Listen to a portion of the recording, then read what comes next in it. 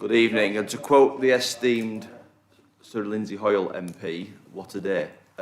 Apologies for being late, there's been a lot going on, so it's all spreading obviously, so my last night was disorganised as his no doubt is.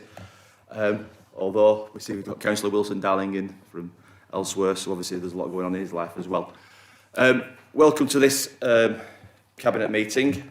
First item of business after the late start, which I apologise for. Is there any apologies we've received? None received, Chair. Good. Obviously, we've got people dialing in as well as people, quite a lot of people here in the room. I don't think I've seen the council chamber quite so full for this kind of meeting for a while. It's hard to get everybody to introduce themselves. I know people at home can't see who's in the council chamber, but they will obviously see as people were brought into the conversation. If for any reason the IT drops off, we'll try and get you back on. If it doesn't recover, we will look to possibly suspend the meeting while we get things properly organised. Just a quick comment. If I don't see your hand, by all means shout up, because some people, there are quite a few people on the screen, and therefore I might not be able to see them in detail because you're quite small, because there's so many of you. The next item, or the first item on the actual agenda, is the minutes of the meeting from the 9th of December. Would somebody like to move those? Move, Chair. Seconded. That's Alistair and Adrian. Thank you for that. Any comments, matters arising, issues, etc.? Right. Cabinet members present. I don't think Peter can vote because he's not in the room. So those present, all those in favour, please show. Excellent, that's fine, good. Next item is any declarations of interest that anybody's got. Anybody got a declaration of interest they want to make? No. In that case, we'll move on to item 3, which is public questions. None received, Chair. Excellent, thank you, Nina. Just another comment. We've had some IT issues, which has meant the sound at home has been, or elsewhere, when you're dialing in, has been difficult. Would somebody who's listening online just confirm that they can hear okay and there's no issues with the microphones? I can hear you fine, Alistair. Excellent, excellent. If there is a problem, by all means shout up, because there has been some IT things going on the last couple of weeks. So I'd like to think there's sorting in advance of the council meeting next week, which we have discussed with officers. Right, the next item is yourself, Peter. She's still on the line. Is item 4, which is fees and charges. Thank you very much. As members can see, we've proposed fees and charges for 2022-23. Obviously, we have different elements of fees and charges as highlighted in the report. There are those fees and charges which we don't set, such as planning fees. They're set nationally.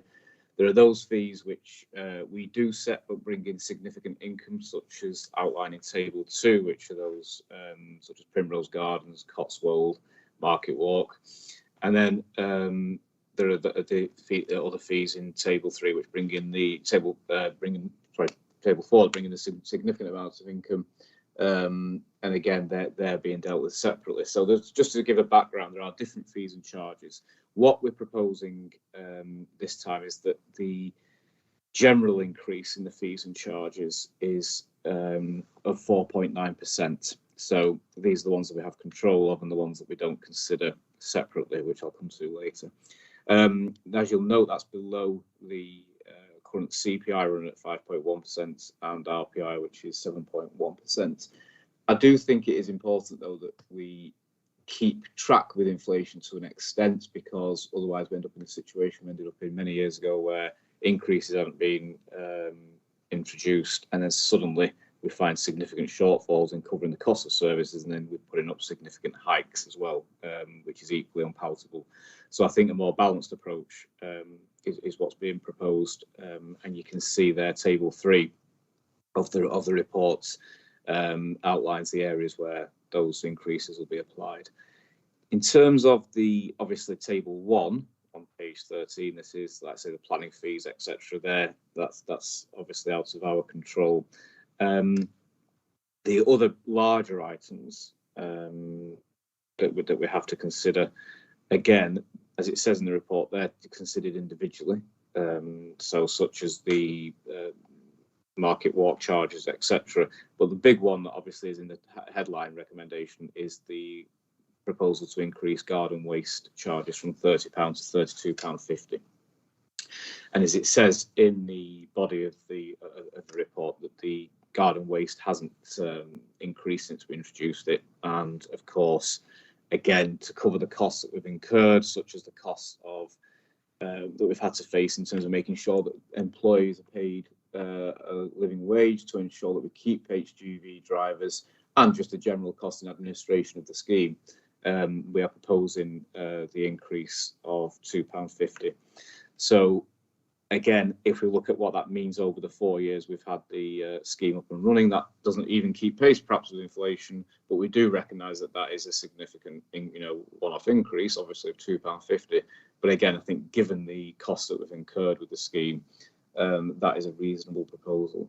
So on that note, Chair, I'm happy to take any questions or comments, or again, if there's more technical questions, perhaps that maybe officers can pick up as well. Okay, thank you, Peter. Any questions or comments on that report? Councillor Adrian Law. Thanks, Chair. In terms of the support, the recommendations that Councillor Wilson has put forward, just a couple of quick comments on the proposal to increase garden waste charges, and I give a little bit of slight more background information. There is obviously a section within the report that mentions it hasn't gone up for 5 years, 4 or 5 years. But when you consider not only what Peter has said in terms of the cost of plastic commodity prices, the cost of the stickers, the cost of the administration, and I just throw it out there as a reminder to members that when you're increasing or proposing to increase garden waste charges, it isn't in effect a money-making issue. You have to validate and make sure that you're not, in effect, you're not making that much of a profit on it. So I go along with the recommendations, Chair. Thank you, Adrian. Sam Chapman, Councillor Sam Chapman. Thank you, Chair. I was wondering if somebody could tell me how much the garden waste collection service costs. Was that costs, Sam?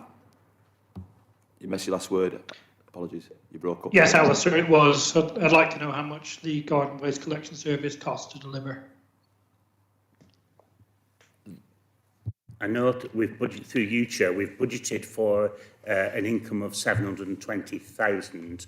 Obviously, I can supply the intimate details of that particular account, but in terms of it, there's not much profit on that, but perhaps the director can qualify. No, and the reason for that, obviously, Sam, is that it was designed originally to basically try and cover its costs on the take-up we have. We've had a slightly higher take-up, I think, at one point, but then it's dropped off subsequently because there's always a drop-off when people don't use the bins, Adrian, from memory, and that's why the increase, which is not in time with inflation, probably means that we're actually slightly under-recovering at the moment. Through you, Chair, we are also, there is, in effect, a slightly increased cost for, in effect, new subscribers to the service rather than established subscribers, and so the bottom line is we're not making that much, but the precise details can be supplied to Councillor Chapman. Okay, we'll get those over to you, Councillor Chapman, if that's okay. Yeah, thank you, Chair. Could I ask also, could there be a general commitment to not charging more than the cost of the service? It's not. Can I? Or does Adrian want to answer that, or do you want me to answer that? Oh, I'll let you, Councillor Wilson. No, I was going to say. I think we can flip the commitment slightly, Councillor Chapman, and I don't mean it in being funny, but I think we can commit that we're not going to sort of seek to make significant profit out of it. At the danger of looking at the cost at the start of the year and saying that's all we're going to recover, is of course that they can change through the year, and therefore you've got to have some flexibility and a bit of flex in the system.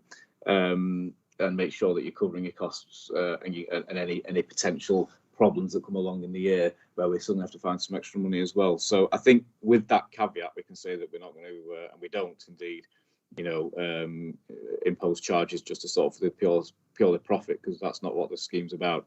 But I think we do have to be a little bit careful before we say we only cover what precisely it has cost, on the basis that you need some flexibility in the system. But again, happy to look at that. I don't know if Adrian wants to make any comments or Asim on that point. Asim, do you want to come in on that? Well, the only thing I would add is that when the scheme was initially introduced, it was modelled on a specific number of subscriptions, and that cost of £30 was to cover the operating cost of providing that service. Since then, there has been a little increase in the subscriptions, but the increase of £2.50 is there, as Councillor Wilson outlined, is to cover the additional cost that have incurred since the scheme was modelled when it was introduced. I think it was 3 years ago. Thank you. Okay, and personally, I think the risk of saying, because this cost fluctuates with the number of subscribers, effectively, the cost and value goes up as well as down, to quote the advert. You would have to be constantly evolving and changing your prices on that basis. So what we're trying to do at the moment is to catch up for the last several years in one go.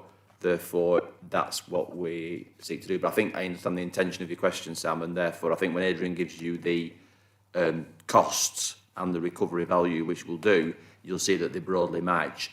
But over a years, they may be slightly above and below the line, but overall, they tend to run in tandem. So, but we'll provide that evidence for that information for you, if that's okay.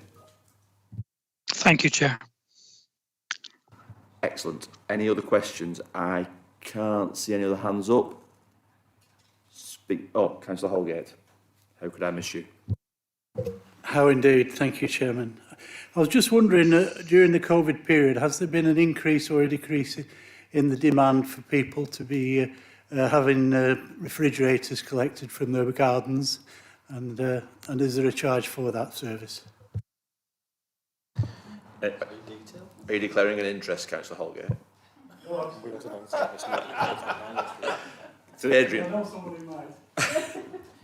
Through you, Chair, in terms of that, it will probably come under the bulky items collection, of which we do make a charge depending on how many items that you cover, and that is obviously published on a yearly basis. There's precise details, Councillor Holgate, I'll get back to you, because whilst I know lots of things about my portfolio, the intricacies of fridge freezers isn't one of them. Can I thank you very much for playing such a straight bat answer? Thank you. How polite. Right, okay. Any other questions or comments? On that basis then, the recommendations are detailed in paragraphs 2 to 5 on page 9. It's been proposed by Councillor Wilson. Is somebody happy to second that for us? Seconded, Chair. Thank you, Councillor Lowe. All those in favour, please show. Good stuff. Thank you. Right, we move on to item 5, Councillor Wilson again, and it's the draft budget for 2022-23. Councillor Wilson again. Okay, thanks, Chair. Obviously, the purpose of the report is to seek approval to consult on the budget proposals, and we'll just try and briefly, if I may, just summarise what's being contained in the documents, and obviously what we're actually asking the residents to comment on. So, first of all, the report just gives us a little bit of background on the financial position of the council, both in terms of what we get from the government spending review. Unfortunately, we didn't get what we hoped for, not so much in money, but in terms of certainty. So we were hoping for a 3-year funding stream, but unfortunately it's just the usual 12 months. So uncertainty, again, I'm afraid, rules the day, and that applies to the money that we get from business rates, because once again, the fair funding review has been delayed. I think that's probably about the 5th time I've said that in budget statements, and as disappointing as it is, it's the world in which we live. So at the minute, as it said in the report there, we stay in the pool with the Lancashire authorities. But again, certainly certainty around funding would be useful. Likewise, the same applies with the new homes bonus. We know that's going to discontinue and that's obviously factored in to our calculations. But of course, what we don't know is what comes next in its place, if anything, or how much we get, or how it's calculated. So again, we have to wait and see. Likewise, there, the point I'll come back to on council tax, but just to reference that in the early part of the report, it makes it very clear there that when the government is looking at for the council's funding, and particularly the fair funding review, as and when it is implemented, it will consider the council's core spending power. And basically, the core spending power, just to clarify to members, is based on the government look at what you as a local authority can raise, and they assume that will increase council tax by the 2% or 1.99%. Without the need for a referendum, without obviously anything more than that needs a referendum. So they don't assume we have a referendum, but they do assume that you would put that up. So when you're making a decision about council tax, particularly if you don't increase it, you have to understand that has an impact, because what the government assume is your income is based on the fact that you would have increased council tax. So again, if you don't, you have to deal with the shortfall yourself. So with that said, if we can turn to page 1, well, on this follow-up document, page 131, it just outlines there, just for clarity, the major sources of funding to the council. So you can see there that obviously council tax and business rates make up the significant portion of our funding. But over the period, as it explains, going back a number of years, for 2016, you can see the drop in the funding that the council have received from, let's say, 2016 to where we are now in 2022, and then more significantly where we are for the medium financial term. So there is a reduction there that we have to deal with, and of course then there's other pressures on the council, which again the report references. So obviously the pay award, we can see there that there is going to be a 1.75% increase this past year, and then obviously going up to 2% is what's been budgeted for. So there are pressures on the council. It outlines that, and what does that mean? Just to cut to the chase, if we go to page 134. It highlights the deficit then that the council's left with. As it stands, the budget deficit this year would be 2.2 million, going up to 4 million in 23, and then 4.3 in 24-25. So obviously that's the context, that's the challenge that the council faces. So we then move on to how we try and balance the budget, and how we make sure that we bring it under balance for this year. And again, the report there highlights that through a number of our efficiency savings, such as through measures as shared services, and then also the income generation, so the money we get from Market Walk, the Primrose Gardens, Strawberry Fields, Logistics House, and of course, as we just mentioned, the subscription, the increase in garden subscription brings in an income, and you can see there that gives us a budget position where for this year the deficit is then just 281,000, going up to 1.9 million and then 2.2 million. That, as it says in the report, and I don't intend to go through each of those areas in detail at this stage, obviously members can ask further questions, but that there, just to skip forward to page 139, just to continue on the narrative of how we then balance the books, that then comes from the new investment sites such as the GP surgery at Whittle, and obviously what we're proposing to do is the increase council tax of 1.99%. So you can see there that with the income from those two sources, we balance the books this year and still leave us with a challenge for the following 2 years of further monies to save. So on council tax, obviously any increase in council tax has to be taken seriously. We have to consider the impact it has on people, and it outlines there in the report the increase.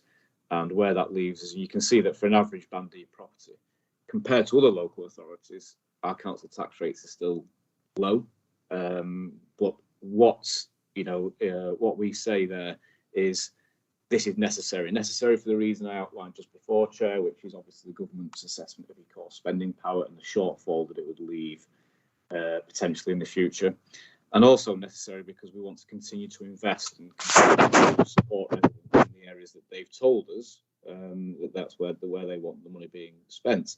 So if we just go backwards in the report to the investment priorities 22-23, we can see there that we're proposing 1.5 million of revenue investments and over £40 million of capital investment. So on the right hand side, you can see the key capital projects: Tatton, Gardens, which is a very exciting scheme, well underway, Strawberry Meadows, Whittle Health Hub, and then the council accommodation improvements. And then in the coloured boxes, we can see some of the areas where, again, more of the investment areas will be prioritised. And again, this is based on our corporate strategy and the work that we've been doing. So we've got £200,000 going in for improvements to play areas and open spaces. We've got £200,000 to look at more additional for business grants to support particularly apprenticeship, graduate and training posts. We're looking at investing again in our play areas, as I've just said, and also in making sure that we can actually work with local areas, local parish areas where some of the it's not necessarily we're not in our ownership, as it were, but more important, do we need to invest in those facilities? And if we can work with partners, we will. So there's a mixture of monies there proposed, and then there's also the money that we talk about at the bottom there about going into the leisure centre, which is part of our ongoing commitments, and also affordable housing as well to support the delivery of that. So the investment areas cover a broad range of policy areas and priorities that we've set. So overall, Chair, I'd say that the budget manages, we manage in challenging circumstances to balance the books. We managed to continue to invest in priority areas that we think the public have identified and the residents want to see. And at the same time, we managed to maintain a healthy position in terms of reserves, looking at 4.4 million in the general reserve, and then we're looking at additional 6 million, so just over 6 million in the specific reserves, which relate to a lot of the assets that we hold, which is important again. So I think we are investing wisely. We're investing where people want the money to go. We are making sure we're balancing the books, but we're also making sure that there's money there in reserves if and when needed, which I think is sensible in the current climate. So overall, I'd say a good position to be in. It's continuing with our ambition as a council, and it's also making sure we've got one eye on the future. Thanks, Chair. Thank you, Peter. Very comprehensive report there. Thank you for that. Right, questions, comments? Councillor Gordon-France. Just like to make a comment, Chair. We had a presentation at Liaison last night, and it's very, very difficult when the government only give you 12 months forward of what they are, and it's only prudent in the budget to be pessimistic, which is what James Thompson said he'd done, is to assume you're not going to get, and if you get, great. But you take the pessimistic view, which is what James presented to us, and well, I asked the question actually, and I think that's very prudent. It's always good when you quote somebody to check who's behind you, Gordon. I can see James smirking behind Gordon. You were the one who was going to say it then, didn't you, James? As he said last night. Right. Okay. Thank you for that. Yeah, and obviously members will be aware the ongoing discussions around county deals. One of the things there is about longevity of funding, because we only get deals year to year to year, which is no good for planning anything from government. It's not helpful at all. But it seems to be the way we've been in that cycle now since, well, certainly for the last 15 years from memory, and probably before that. Okay, any other questions anybody's got? I'm looking for hands on the screen. I can't see any. On that grounds, Peter, they're either saving it for the budget meeting in February, or you've done a very good job. So thank you for that. I think it's the former rather than the latter. Yeah, okay. You are just asked to agree the recommendations in paragraph 2 and note them, etc. Is everybody, that's proposed by Peter, somebody second that? Yeah, Alison Morwood, and all those in favour, please show. Done, thank you, excellent. Right, and stay on the air, Peter, because you've got the next item as well. It's the Peter Wilson show. He's done money, he's done fees and charges, now he's on to climate change. The climate change strategy, the approval to consult, if you've managed to get your papers up for that after doing all that stuff there. Yeah. Are you ready to go? Just 1 second. Yeah. Yeah, so as you quite rightly say, Alice, this is the climate change strategy. Obviously, fundamental importance to us as a council. And I think to everyone, actually, I think, you know, I don't think there's a debate about whether it's important that we tackle climate change or whether we set ambitious targets. I think that's an accepted, necessary piece of work now. And what the strategy does is very clearly outline first of all, what we've been doing, actually, because it's not as if we've just been sat still. A lot of work has been done. It mentions it in the forward of the report about stuff that's been done on the River Yarrow and to wetlands and to obviously in Astley Park, as well as the ambitious programme we have for the planting of trees. So the report outlines, not like say, some of what we've done already. It then goes to consider the net zero target by 2030 to make the borough carbon net zero, and your carbon neutral rather by 2030, which is fantastically ambitious in itself. But obviously we need to be supported by our partners as well. So I think that's one of the key things, and it does mention that through the report. So in terms of what we're doing, we have 9 priorities as they're outlined in the document, so which I hope everyone's had a chance to read. And each of those priorities then is supported by projects, and there's 40 projects overall. And again, that gives a broad range of work, not just about improving the air quality, although that is obviously of fundamental importance, but also improving biodiversity in our borough, which is also a key element to the to environmental improvements and working towards that net zero. I think obviously members can read the documents at their leisure if they've not already done so. I would encourage members to join this consultation, because again, what we're seeking here is approval to consult on this document. And again, if we go to page 61 in the initial report, it outlines the way that we'll be consulting with the public and what we aim to achieve and how we do that. So we do it through social media, through emails, on the websites, contacting specific bodies, specialist bodies such as Friends of the Earth and the climate change groups. We're going to be consulting with schools. We're going to be consulting with elected members directly as well. So I'd encourage everyone to get involved. I don't think we're on like I say, I don't think there's any dispute between members or the public in general in terms of that this needs to be addressed. The key point is, how do you do it? And how do you do it that brings people with you? And how do you do it that doesn't seek to penalise people, but more encourage them to adopt and think about the environment and adopt perhaps things that they can do that can also improve the environment. Because as I say, we can't do this on our own. We have to do it with our partners, and we have to do it with our residents. So on that basis, Chair, I'm delighted to recommend this report to go to consultation, which will be for a month during February and March, and I hope that we get plenty of responses. Any comments, questions? Thank you, Chairman.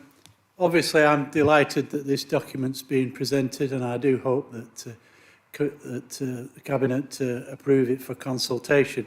The consultation is predominantly with this document, one with the public and our partners, as has been described. But one of our partners is national government as well, and I think nobody's under any illusion that, irrespective how many people we manage to engage within our community and how many initiatives and incentives we take ourselves as a council, and how many people in business we take with us, we cannot do this alone, even as a community totally engaged. And I wonder if we have any detail yet, or intend to get any detail from government about just how they are going to help enable us both financially and with legal powers to make the huge changes we all recognise are necessary to turn this planetary situation around. Thank you. Wilson, do you want to answer that? Yeah. I mean, I think Councillor Holgate is absolutely right. Obviously, we need to do it with partners, and the crucial lead there is obviously central government. There's no doubt about that in terms of not just the financial might that they obviously potentially can bring, but also the fact that this needs to be tackled on a national scale, and we all need to do our bit. And I think we're very much doing that now, and we're very much signing up to it.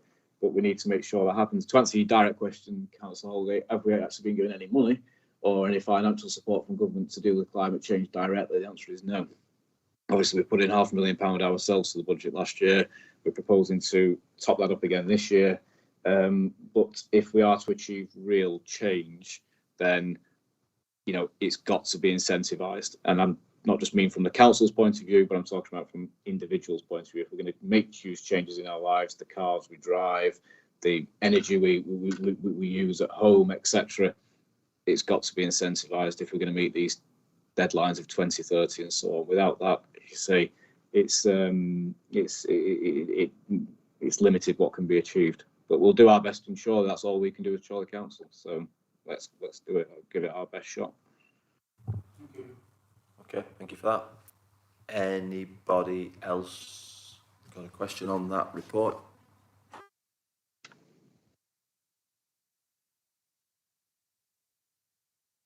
Where you're showing a lot of ear, and I know Councillor Asim is styling a very similar short haircut tonight as well. So obviously he's studied your picture, and that's the way forward for haircuts. Ears are back. On that basis, we'll move on. He's not saying anything, he's upset. I didn't hear it, sorry. Hey. Right. We are going to have a change to the agenda at this point because we are not going to go to part 2 at this stage and exclude the public and press. What we're going to try and do is consider the report, which is the shared customer services revenue and benefits review. This is item 10. What I would say for members, though, is that obviously the appendices to this report details. I'm just reminded, Chair, you didn't vote on the last item. You stopped me on the floor. Right. I was too keen to run on, and we had too many jokes. So going back to the last item before we move on, and I'll repeat myself again in a minute, is item 6, the recommendations in paragraphs 2 to 4, which were around the approval to draft the draft strategy to go out to public consultation, to delegate the approval to the executive member to adopt the strategy after the consultation is finished, and to note it's an ambitious programme of activity, etc. Proposed by Peter Wilson, seconded by Councillor Peter Gabbert. All those in favour, please show. Excellent. Can I now move on, Nina? Yes. Thank you. And Gary. So this report really has 2 parts. There's a substantive main part and the first backup paper, which are quite fine to be in part 1 of the papers, which is why we'd rather discuss that in open session. The 2 appendices, where you've got the details of the structure, which obviously contain positions, salaries, all that sort of stuff, really belongs in part 2, as do the consultation responses. Okay? So, if you have a detailed question regarding those 2 appendices and the confidential stuff, we'll take those items into part 2 of the papers. What we think is a good idea, and I hope you agree with this, is that we discuss the general principles around the review and the reports, the base report really, in part 1, so it's scrutinised in a public location. We have faced concerns by members in the Shared Services Committee that a lot of Shared Services reports, because by their nature they talk about restructuring, they talk about changes to structure, and therefore people's jobs tend to be in part 2. So the question is what are we hiding? We're not hiding anything, we're just getting on with doing the job. So that's why I would like to discuss it in part 1. Does that make sense? So if you raise a question where you start to dive into that, I will try and stop you moving into part 2, but hopefully you all understand what we're trying to do there. So, the proposal is going to be introduced by Councillor Adrian Lowe. Fire away, Adrian, and try and keep to part 1 and part 2. Good luck. Thank you, Chair. Purpose of the report is to outline the background, approach and findings of the service review and sets out recommendations for the service restructuring and service development plan.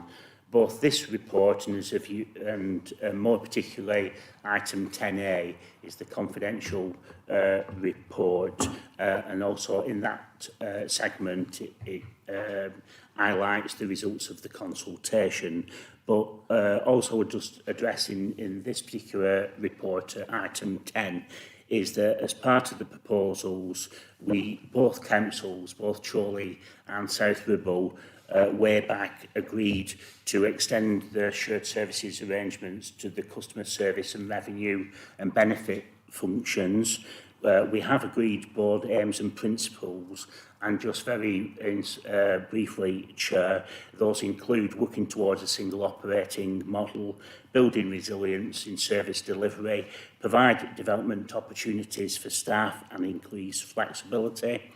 Working patterns are protected and we aim to use the best use of technology. We have engaged with trade unions and the staff concerned, and those details are in this confidential report. So what does this restructuring involve? It involves a shared management of both councils' waste services. It involves 3 teams reporting to the shared service lead. It involves a small systems team in IT to deal with systems and applications. Just another few comments, Chair. The total number of posts will increase from 84 to 90 to deliver additional capacity. Even though some of the detail within the report, particularly paragraphs 27 to 33, touch upon performance, I would contend that this isn't the forum to look at the performance because when we do come to review this particular there are O&S committee, there's the management team, there's executive members, and also there will be a report back to shared services joint committee. So there is plenty of scrutiny on the performance.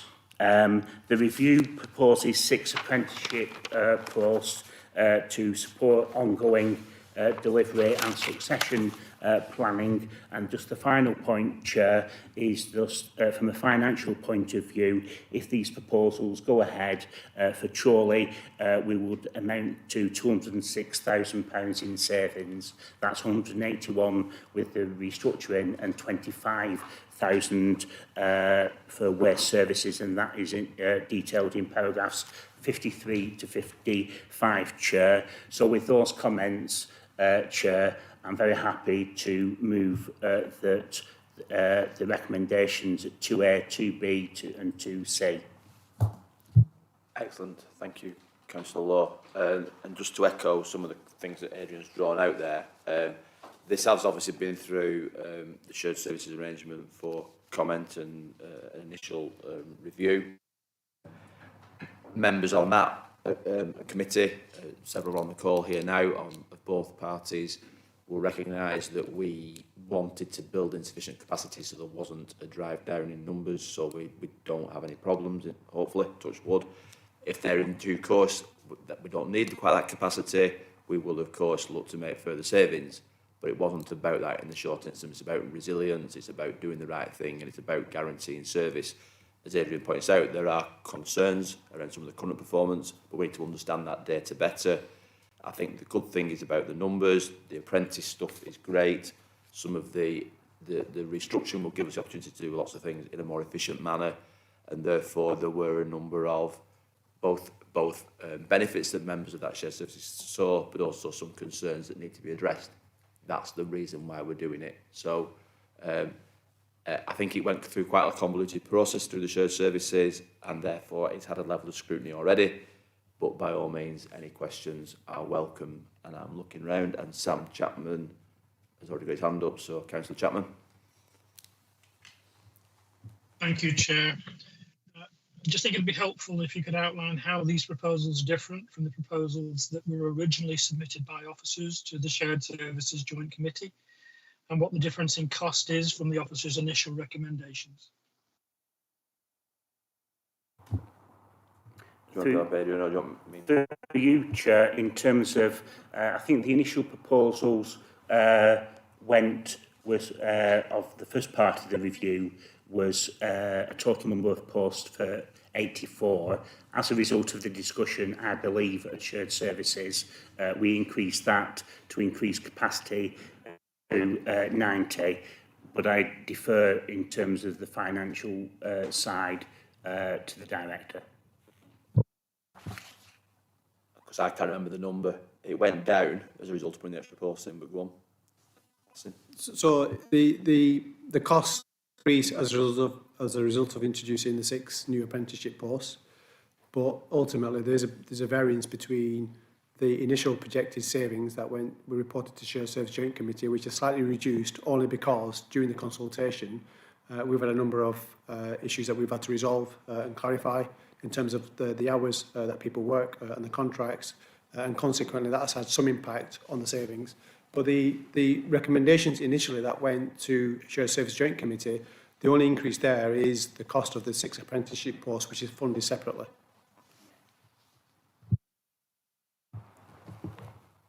I'll ask Chris to explain, because he's whispering to me. I understand what he's saying, but he'll probably make a mess of it. So go on, Chris.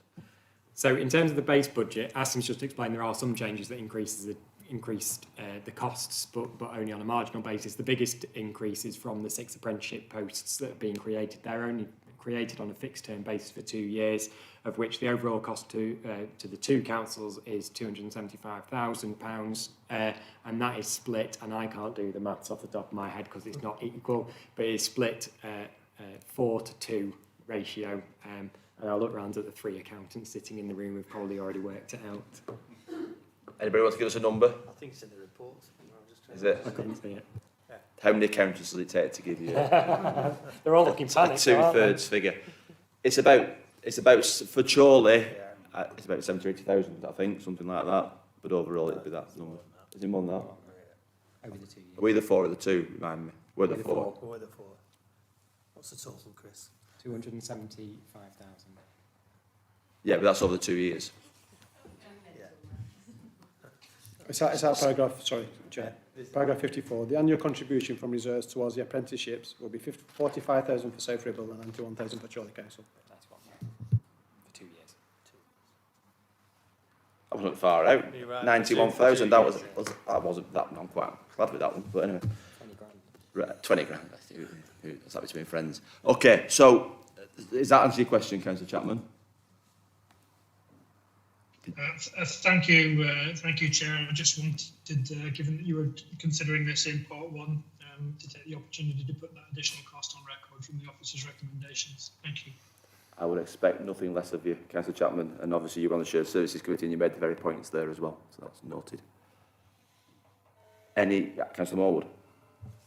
I'll just quickly, before the report came out, I had listened to 1 or 2 individual staff members who perhaps weren't quite sure what was going to happen when this came out, but since then, before the report came out, I've talked also with the director and the executive members involved in this report, and I'm really quite confident now that this is the right direction to go.